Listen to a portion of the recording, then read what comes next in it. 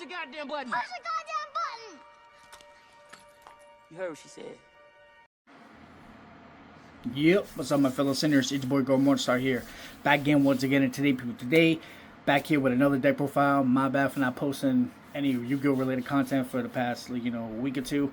It's been very busy, and snowstorm and blizzards up here in Jersey, so it's been a little hard for us to get connected for live duels. But I had to throw something at y'all, and we already got y'all. So, as I see in the title, it's Gren Maju. It's a whole banished deck.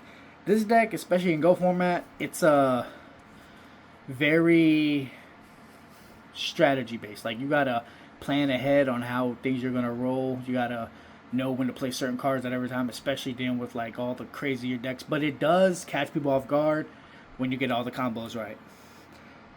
So first, let's start off with the big boss himself, Gren Maju. He gains 400 for every card banished on your side, your banish zone. This whole deck's purpose is banishing your cards and banishing your opponent, so your opponent doesn't get a graveyard. That already shuts down all the chaos decks, and it's basic chaos and anything else that wants to record things from the graveyard. So no Call the Haunted, no pre-prep, no premature burial, no nothing. Hell, not even the floaters like the Mother Grizzly. It's not sent to the graveyard, it's banished immediately. Next, for another one of the monsters, Triple Chaos Rider.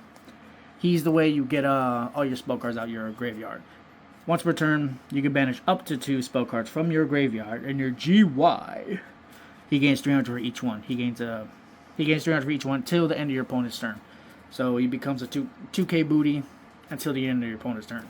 He's a good way to get rid of all your spells, so you can remove the spells from the graveyard, and it helps Gren Maju. Next, Triple DD Assailant. She's basically DD Warrior Lady, just Earth, 17 booty, does the same exact thing as DD Warrior Lady. Anything she battles, you can choose to banish her and the monster. So she's helpful getting rid of big boys on the field that your opponent might have, that you're like, I don't like that, needs to go, get out of here.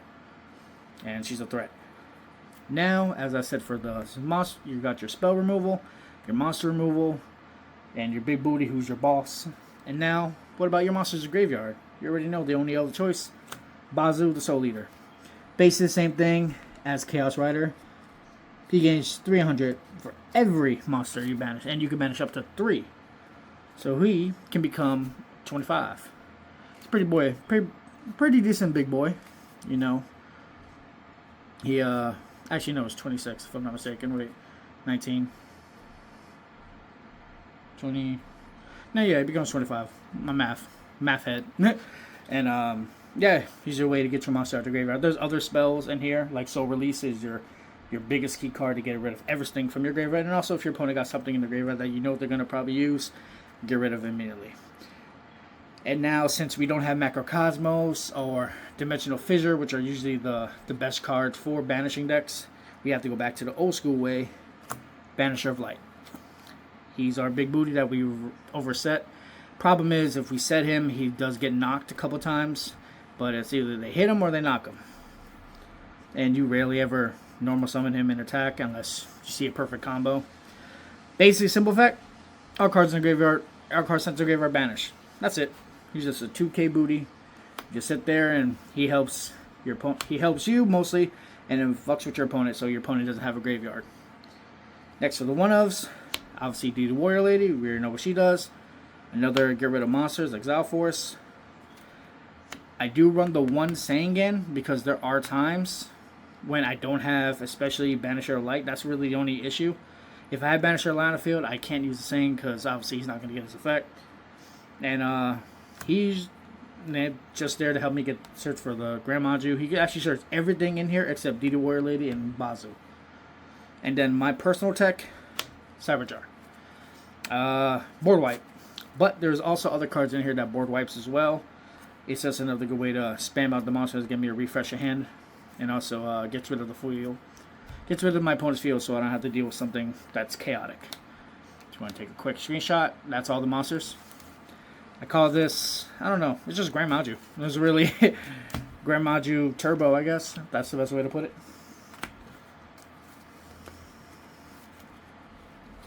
Alright, now for the spells. The key spell, the whole entire deck. So release. Choose up to 5 cards from your or your opponent's graveyard, banish them. Simple. And there are no traps in this deck because it does slow the whole deck down. But we do need some type of little boost and way of not dying to our opponent in case we get a really shitty hand. So release.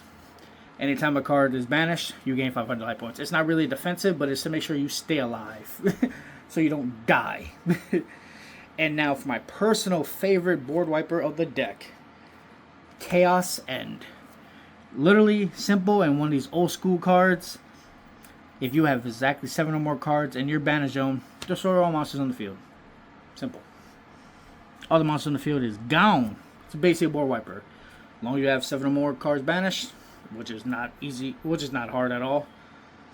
Now the one tricky card, Chaos Greed. It's another draw power card. If you have exactly 4 or more cards in your banish zone and nothing in your graveyard, draw 2 cards. Basic Pot of Greed, but prevent banish. I was rocking this at 3 before, but then it gets cloggy in the comp getting this off.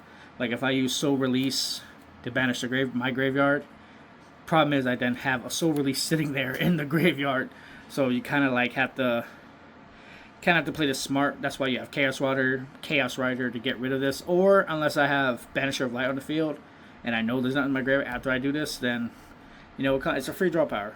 Draw power in Yu-Gi-Oh is just amazing. Distortion from different dimension distortion. Basically, return from a different dimension, but just for a one of. You also can't have anything in your graveyard to do it, so it's simple. Just special summon a monster from your banish zone. More draw power, double upstar. You don't mind giving your opponent life points because they're probably going to die, because Maju can literally, I've had Maju get up to like 16, over like 16,000, to the highest I've ever gotten him to was like, I think 18,000. Like it's death. If by the end game, if your opponent has nothing, it's game over. He's killing you. There's a lot of warriors in the deck, so you gotta run the double rota.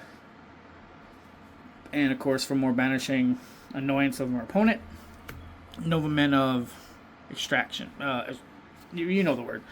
He's basically MST, but banishes the set card. And if it's a trap, it banishes all copies of that trap, which realistically not too bad because someone has Saku.